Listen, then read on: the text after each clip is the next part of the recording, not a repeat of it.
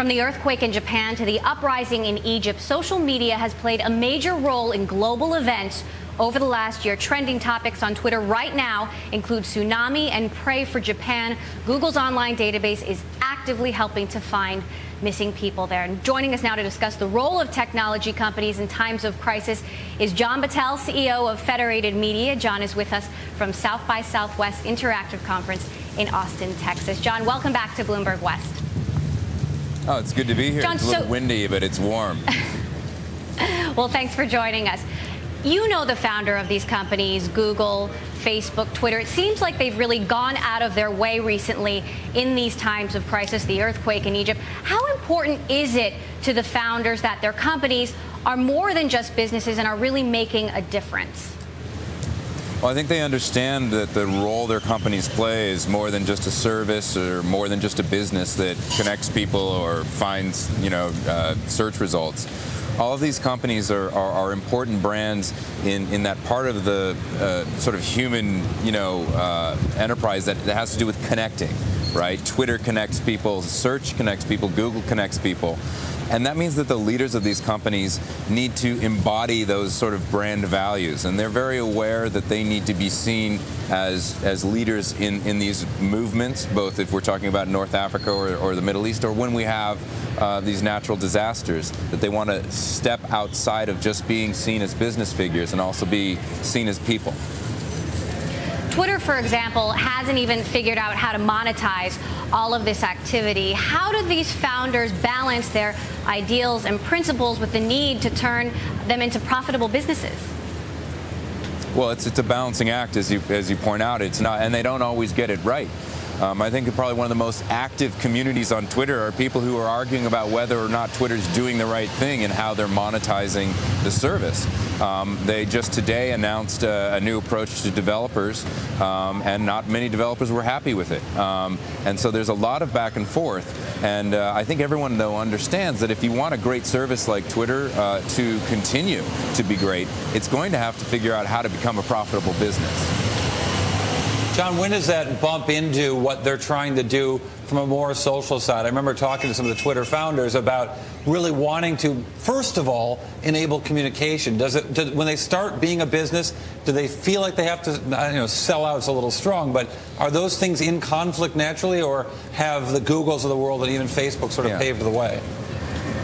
I think, well, yeah, Corey, I think you're right. I think the Googles and Facebooks have paved the way in terms of permissions. The question then is, can they make a product that brings brands and marketers into that conversation that is Twitter in such a way that it adds value to the overall ecosystem and doesn't interrupt and get in the way? And I think the jury's a little bit out, but the fact that the ad units, for example, on Twitter are themselves tweets or promoted trends, which are all a natural part of the Twitter ecosystem, it's a good start. Is there any sense that advertisers push back when real-world events sort of are the issues here? I mean, in broadcast television, for example, sometimes advertisers just want to get out of the way of events they don't want to be associated with. Is that happening in the world of online media ever, whether it's Google or even Facebook or maybe in the future of Twitter? Absolutely. I mean, I think this kind of, it's called, there's sort of three big things in brand advertising, safety, quality, and scale. Quality and safety come into play if your ads happen to be right next to some very bad news. And that's true whether it's social media or whether it's regular media. So, yeah, it absolutely comes into play. John, you're in Austin right now, and I want to turn to the iPad 2. Our cameras were out there capturing Apple setting up a pop-up store to start selling the iPad there. You've been covering Apple for many, many years. How do you think the iPad is different from the rest of Apple's products historically? Well, I mean, the amount of excitement around this product is pretty extraordinary, and I think it's also one of the first true scaled computing products that Apple's done, where they are the unequivocal leader. They are the leader. They have 83% market share. You can't imagine a time when the Macintosh could ever claim to have 83% market share of anything. And so this is a very big deal, and the iPad 2 has raised the bar again. What I love about this is we have a real horse race going. right? It's woken up every single PC and phone and any other kind of, hardware manufacturer there is, and everybody wants a piece of this market. So we're just at the beginning of what's going to be an exciting, set of fast innovations in this space. John, why is this different? I mean, I won't count the years you've been covering Apple or following Apple, but why is this different, or how is this different than what they've done in the past? In terms of the iPad itself, or you mean the iPad 2? Well, the iPad itself, I mean, it just seems like it's both the pricing of it, the aggressive pricing of it, the appeal to business. I just wonder, from your perspective, what's different about it from the, as an Apple product in particular. Yeah, I think they, really look. Apple is used to playing from a small, point of view.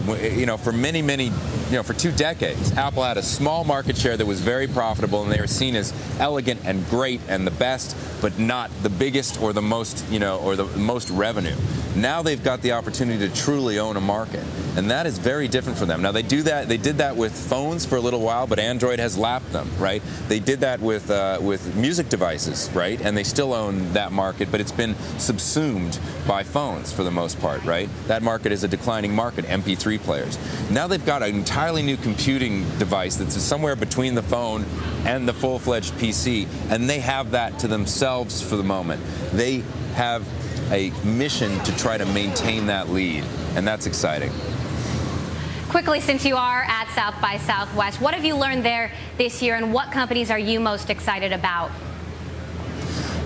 South by Southwest for the last year or two has been about location, location, location, and there are scores of really interesting location-based startups which use the signal of location from your mobile device to do all sorts of extraordinary things. There was one that launched yesterday that uses your GPS location over Wi-Fi on the airplane so that you can paint a map of where you're going across the world and share it with your friends. There are so many really interesting location startups. Then there are a bunch of startups around, believe it or not, texting, that old technology of texting. And group texting is super hot here. And I think it's maybe so friends can hook up and have a drink after a long day at the convention. All right, thank you so much. John Battelle, CEO of Federated Media, joining us from Austin. Try not to blow away out there, John.